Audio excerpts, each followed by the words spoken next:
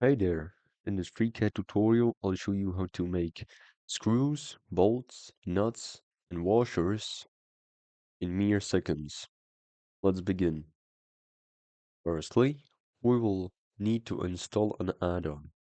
To do this, go to Tools, Add-on Manager, Search, Screw, Screwmaker 1-2, click Install.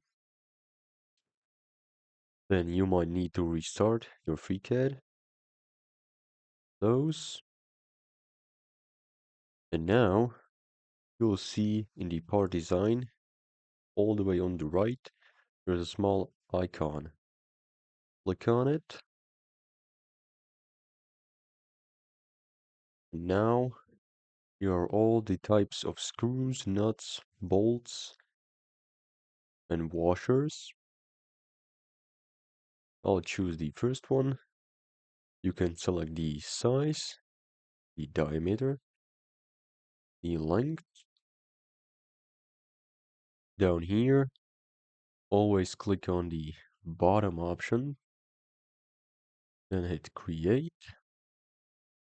Those.